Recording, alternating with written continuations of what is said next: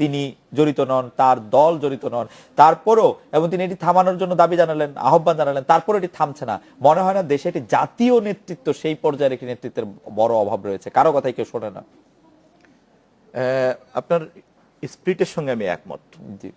তবে এটা সবসময় যে একটি দেশে একটি নির্দিষ্ট সময়ে একজন ব্যক্তি থাকতে হবে এমন কোনো কথা নেই। থাকলে ভালো, থাকতেই পারে, আমাদের মতো দেশগুলিতে বিশেষ করে এরকম থাকে। আধুনিক রাষ্ট্র ব্যবস্থাতে একজন ব্যক্তির উপস্থিতিটা কিন্তু ইম্পর্টেন্ট না, বরঞ্চ আপনার এই কথার মধ্য দিয়ে যে ক্ষোভটা বেরিয়ে এসছে সেটি হচ্ছে যে বাংলাদেশের মুক্তিযুদ্ধের পরে, স্বাধীনতার পরে 43 বছরে আমরা যেই পাকিস্তানকে শুধুমাত্র গণতন্ত্র চাইতে গিয়ে স্বাধীনতা চাইতে বাধ্য হলাম, অথচ সেই স্বাধীন বাংলাদেশেই আমরা আজ পর্যন্ত একটা গ্রহণযোগ্য নিরপেক্ষ নির্বাচনী ব্যবস্থাকে প্রাতিষ্ঠানিক চরিত্র দিতে পারি নাই। ফলে আজকে যদি কোনো একজন ব্যক্তি মহাত্মা গান্ধীর মতো অথবা আপনার নেলসন ম্যান্ডেলার মতো কোনো ব্যক্তি আমরা নাও পেয়ে থাকি, তাতেও কিন্তু সমস্যা ছিল না, যদি কিনা 43 বছরে আমরা যারা রাজনীতির সঙ্গে জড়িত, রাষ্ট্র ক্ষমতার সঙ্গে জড়িত, আমরা যদি রাষ্ট্রে ক্ষমতা পরিবর্তনের এই ব্যবস্থাটাকে একটা প্রাতিষ্ঠানিক চরিত্র দিতে পারতাম। আপনার নিশ্চয়ই কম বেশি ইতিহাসের ছাত্র হিসেবে আপনি খেয়াল করবেন, আমি ক্ষেত্রে কাউকে ডিফেন্ড করছি না, কাউকে আমি ফেভারও করছি না।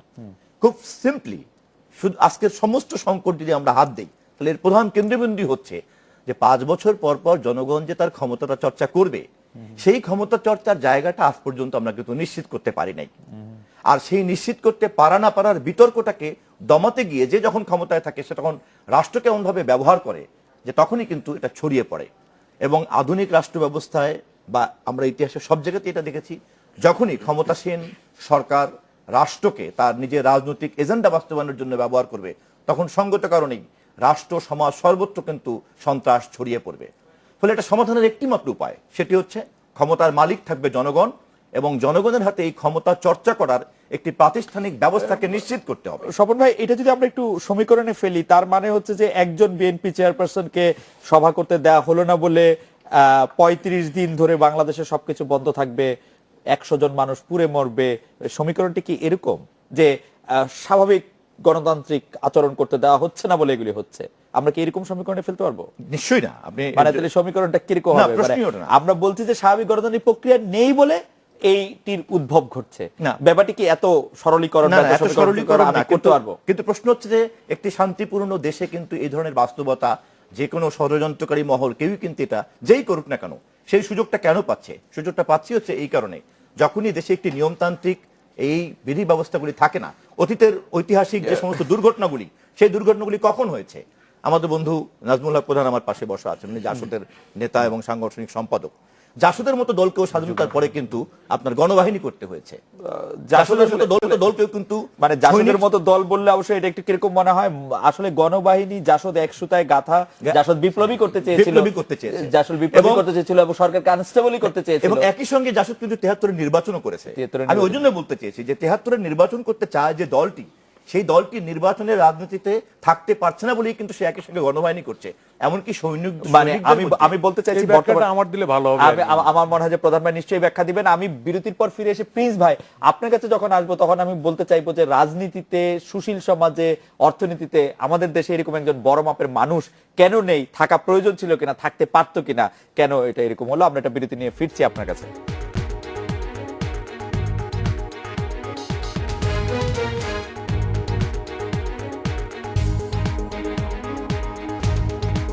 বাংলাদেশে বিরতির আগে প্রিন্স ভাই আপনার কাছে জানতে চাইছিলাম যে আসলে বাংলাদেশে সেরকম একটি লোকের অনুপস্থিতিটা কি খুব স্বাভাবিক? থাকা উচিত ছিল, হলো না কেন? যার আহ্বানে আসলে অরাজনৈতিক ভাবে সমাধান হবে বা রাজনৈতিক দলগুলোর উপর কোনো না কোনো প্রভাব বিস্তার করবে। আচ্ছা, আমি এইটা অ্যাকচুয়ালি একটা অনেক বড় আলোচনা। আপনি যেভাবে বললেন যে রাজনীতি, অর্থনীতি, এই জায়গায় এই ধরনের একটা বড় মানুষ আমরা খুঁজে পাচ্ছেন না, একজন বা একাধিক।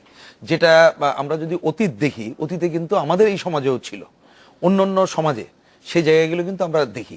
এটা আমি বেশি আলোচনায় যাচ্ছি না। আপনি যদি আমাদের দেশের এই মধ্যবিত্ত শ্রেণীর ক্রমবিকাশ, এই ধারাগুলো লক্ষ্য করেন, তাহলে দেখবেন আমরা বিগত পর্বে কিছু মানুষ এরকম পেয়েছিলাম, দিন যত যাচ্ছে এটা কমে যাচ্ছে। একেবারে সাধারণ আমি একটা উদাহরণ দিই, আমি বিস্তারিত আলোচনায় যাচ্ছি না। আপনি এর আগেও যখন সংকট হয়েছিল, এই যে জোটগুলো যখন আন্দোলন করছিলাম, এই জোটগুলোর মধ্যে সেতু বন্ধনের যিনি ফয়েজ আহমেদের মতো মানুষও, তিনিও একটা অ্যাক্সেস ছিল যে গেল এটা করলো, উনি উনি যতই বাম চিন্তার মানুষ থাকুক না কেন, তাও একটা বিশেষ ভূমিকার জায়গা ছিল। কিন্তু সম্প্রতিকালে যেটা ঘটে গেছে, আমাদের দুর্বৃত্তায়িত রাজনীতির যে ধারা যখন চালু হলো, আমরা দেখি আমাদের এই ধরনের বুদ্ধিজীবী বলেন বা এই ধরনের বিশেষ ব্যক্তি বলতে যাদেরকে আমরা মিন করি, তাদের মধ্যেও একটা ব্যক্তি কেন্দ্রিকতাটা একটা প্রধান চলে আসলো, যেটা এই বাঙালি মধ্যবিত্ত শ্রেণীর উঠতি ধারার মধ্যে যেটা অন্তর্নিহিত জায়গা, তারা কখনো উঠতে পারেনি। এটা আমরা একটা জিনিস লক্ষ্য করলাম, এইটা একটা দিক। আরেকটা জিনিস আমি আত্মসমালোচনা করেই বলতে চাই, একজন রাজনৈতিক কর্মী হিসাবে, আমরা যারা বিভিন্ন রাজনৈতিক দল করি, আমরা বেশ কিছুদিন শুরু হয়েছে যে এই ধরনের মানুষ যে একটা কথা বলবে তাকে লেভেল এটা দিয়ে ব্যস্ত, যে কোনো একটা আমার সমালোচনা করলে সে যেন আমার শত্রুপক্ষ হয়ে গেল, আমার পক্ষে না থাকলে তাকে অন্য পক্ষে ঠেলে দেওয়া, এইরকম একটা ধারার মধ্যে আমরা আছি। সুতরাং সেই মানুষটা এখন আমরা অনুপস্থিত, এবং আমার ধারণা বাংলাদেশে আরো দীর্ঘকাল আমাদের এই জায়গাটায় আমরা পাবো না। আমরা এইরকম একটা জায়গায় রাজনীতির এবং সমাজ অর্থনীতির একটা দুরবস্থার ধারায় আমরা কিন্তু আছি। প্রিন্স ভাই, আমি আপনার কাছে আসছি আবার। প্রধান ভাই, আপনি একটি বিষয়ে মন্তব্য করতে চাইছিলেন, আমি শুধু আমার এই পর্বের আপনার কাছে প্রশ্নটি করে রাখি, যে প্রায় বলা হয় যে বিএনপির জনসম্পৃক্ততা নেই। সরকারের বা কোন জনসম্পৃক্ততা আছে? জনসম্পৃক্ততা যদি থাকেই তাহলে এই চোরাগুপ্তা হামলা থামানো যাচ্ছে না কেন? জনসম্পৃক্ততা যদি থাকেই তাহলে সাধারণ মানুষের নিরাপত্তা নিশ্চিত করা যাচ্ছে না কেন? এবং জনসম্পৃক্ততা বিচার করার আসলে উপায়টাই কি? একটা বিষয় বলি, আমরা সবসময় বলি না জনসমুদ্র, সমুদ্র পুকুরে ঢিল, তাই না? এগুলো খুব ইজি বিষয়, খুব সহজ কাজ। আমি তার আগে আমার বন্ধু স্বপন যে বিষয়টা বললো আর কি, 73 সালে আমরা ইলেকশন করেছি, আমরা আসলে তত্ত্বই ঠিক করেছিলাম আমরা একটা বিপ্লব করব, সরকার পতন করে বিপ্লব করে জনগণের অভ্যুত্থান করে বিপ্লব করব, আমরা একটা সমাজতান্ত্রিক সমাজ কায়েম করব। আমি বাকি তত্ত্বে গেলাম না। সেই তত্ত্বের অংশ হিসেবেই আমরা গণবাহিনী করেছি এবং আমরা রাষ্ট্রকে দুর্বল করতে চেয়েছি। দুর্বল রাষ্ট্র ক্ষমতা দখলটাই যেহেতু আপনি জানেন অনেক ঘটনা সহিংসতা ঘটছে, তো ফলে সেইটার সঙ্গে বর্তমানটাকে মিলানোর কোনো সুযোগ নেই। আমি যেটা বলতে চাচ্ছি আপনাকে সেটা হচ্ছে যে বাংলাদেশে বর্তমান সময়ে যে ঘটনাগুলি ঘটছে এগুলিকে ওই পূর্বের ঘটনা 73 ঘটনার মিলে কোনো লাভ নাই। আমি যে কথাটা বলতে চাচ্ছি এখন সেটা হচ্ছে যে আপনার এই যে স্বপন সাহেব আরেকটা কথা বলছেন যে যখন এরকম কিছু ওয়ে থাকবে তখন এরকম ঘটনা ঘটবেই। আমি এই জন্য আগে রেফারেন্সটা নিয়ে আসলাম যে আমি বিএনপি কি করতাম। আমি বিএনপি আমি আওয়ামী লীগ উদাহরণটা দিলাম এই কারণেই, আমি ইলেকশন করতাম।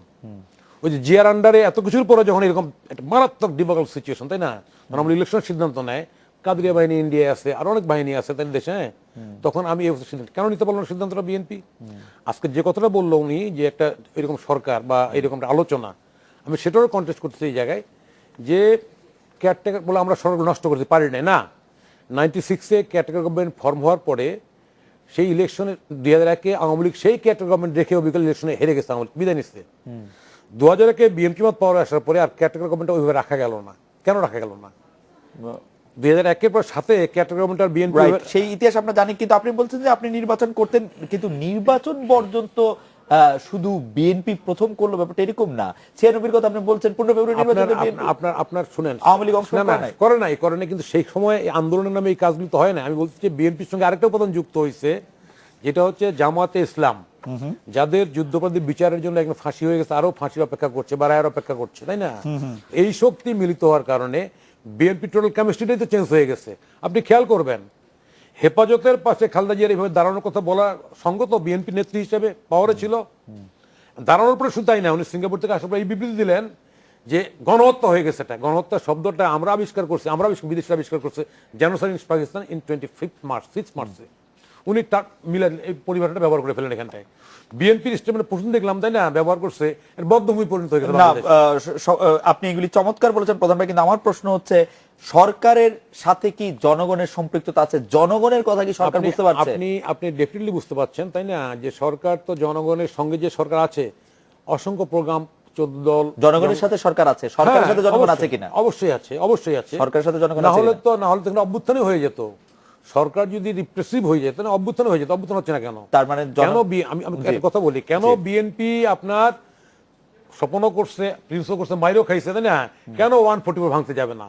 কেন জনসভা করতে যাবে, লাঠালাঠি করতে যাবে না? এটা না করে কেন এই লাইনে চলে গেল? অবরোধ দিয়ে উনি অবরোধ বাসিনী হয়ে গেলেন, আর এদিকে শুরু হয়ে গেল। তার মানে আপনি বলছেন যে জনসম্পৃক্ততা সরকারের আছে।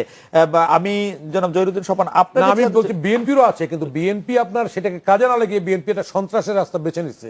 ফলে বিএনপির দায়িত্ব আছে যে স্বপনের মতো যারা আছে উচিত তাদের দায়িত্ব, তাদের সেই নেতৃত্বকে পরিহার করা, নতুন নেতৃত্ব গড়ে তোলা বিএনপির প্রচুর সাপোর্ট আছে, বিএনপি কি বলেন? বিএনপির সাপোর্ট প্রচুর আছে, কিন্তু বিএনপির দাবির সাথে অনেকে একমত হলেও হয়তো কর্মসূচির সাথে একমত না। স্বপন ভাই, আপনি কি বলবেন, বিএনপির জনসম্পৃক্ততা আসলে এখন কোন জায়গায় দাঁড়িয়ে, বা জনগণকে এই আন্দোলনে কতটা সম্পৃক্ত করতে পারছে? আমি ডেইলি স্টারে মাহফুজা নামের কথা বলছিলাম, আজকে উনি একটা এডিটোরিয়াল লিখেছেন, সেই এডিটোরিয়ালে উনি আবার এটা বলছেন যে এই অবরোধ, যেটাকে উনি বলছেন মিনিংলেস পলিটিক্যাল প্রোগ্রাম, এবং তিনি বলছেন নোবডি ইজ অবজার্ভিং ভলান্টারিলি, কেউ এটিকে মানে নিজের থেকে বা নিজের ইচ্ছায় স্বেচ্ছায় মানছে না। আপনি জনসম্পৃক্ততা কোথায় দেখেন বিএনপির সঙ্গে? আমি প্রথমে এই প্রশ্নে আপনি প্রথমেই কথা বলার আগে সরকারকে ধন্যবাদ দিতে চাই যে গতকালকে সরকার সিদ্ধান্ত নিয়েছে যে রাতের বেলায় গাড়ি কোনো চালাবে না। দূরপাল্লার বাস চালাবে না, এবং সরকারের এই সিদ্ধান্ত নেওয়ার মধ্য দিয়ে কিন্তু আমি মনে করি যে একটা ইতিবাচক মনোভাবের একটা ইঙ্গিত আছে, এবং বিরোধী দলের অবরোধ কর্মসূচি সহ বিভিন্ন বিষয়ের মধ্যে জনগণের যে একটা সংশ্লিষ্টতা আছে এবং এটাকে নিয়ে যে ভাবতে হবে, এটা কিন্তু বেরিয়ে পড়ছে। এবং অপরদিকে আপনি যেটা বলছেন যে বিএনপির জনসংশ্লিষ্টতা বা জনসমাগম কতটুকু আছে কতটুকু নেই, জনসম্পৃক্ততা, জি। সম্পর্কিততা, এইটা বিবেচনা করার আগে আমাদেরকে বুঝতে হবে যে একটা রাজনীতি বিবর্জিত স্বৈরাচারী সরকার যখন রাষ্ট্রকে ব্যবহার করে আর একটা রাজনৈতিক শক্তি যখন রাষ্ট্রকে ব্যবহার করে, দুয়ের মধ্যে কিন্তু আকাশ পাতাল পার্থক্য আছে। আপনি গত সম্প্রতি যে রাজনৈতিক যে নৃশংসতা, যে সরকারের পক্ষ থেকে যে নিপীড়ন, এটা অতীতের কোনো সরকারের সঙ্গেই কিন্তু মেলে না।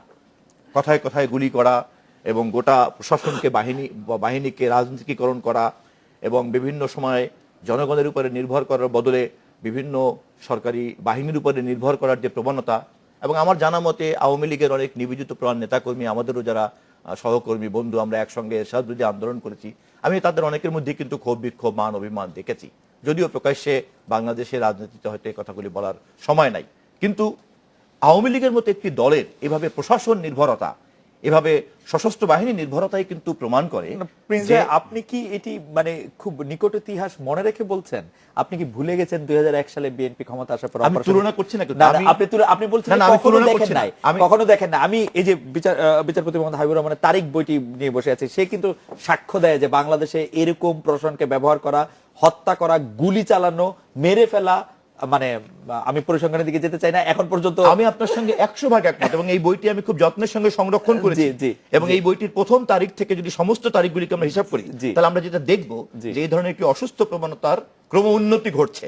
আমি কেবল সেটাই বলছি, এবং সেটা চরম মাত্রাটা এখন আপনি আসছে। বলছিলেন যে এটা কখনো হয় নাই, ক্রম উন্নতিও কিন্তু এখন পর্যন্ত বলা ক্রম যাবে অবনতি, না। উন্নতি ঠিক হবে না, অবনতি। মানে এখন পর্যন্ত সংখ্যার দিক দিয়ে যদি আপনি বলেন যে মানে এখন পর্যন্ত কিন্তু এটি বলা মুশকিল। না, আমি সংখ্যার কথা তবে- বলছি না। হ্যাঁ, জি। আমি বলছি যে একটি গণতান্ত্রিক ব্যবস্থাতে যে ন্যূনতম মাত্রাটা থাকা দরকার, সেটা কিন্তু দিনকে দিন কমতে আজকে এইরকম একটি রাজনৈতিক সরকারের অধীনে সেটা একটা সর্বনিম্ন মাত্রায় এসে দাঁড়িয়েছে। আপনি নিজেই দেখেন গত 1 মাস 2 মাসের আপনার বিরোধী দলের প্রতি আচরণগুলিকে আপনি যদি বিবেচনায় নিয়ে আসেন, এবং সেই যদি প্রত্যেকটা দৈনিক পত্রিকার বিষয়গুলিকে যদি আমরা সামনে আনি, একটা বিরোধী রাজনৈতিক দল, এবং যে কারণে আজকে জাতিসংঘের বিবৃতি বলেন, ইউরোপিয়ান ইউনিয়নের বিবৃতি বলেন, মার্কিন যুক্তরাষ্ট্রের বিবৃতি বলেন, সকল বিবৃতির কেন্দ্রবিন্দু কিন্তু হচ্ছে এই যে সরকারকে বিরোধী দলের ভিন্নমত পোষণ করার সুযোগ দিতে হবে। এটাই কিন্তু সবচেয়ে গুরুত্বপূর্ণ পয়েন্ট। এটা দেওয়ার পরে যখন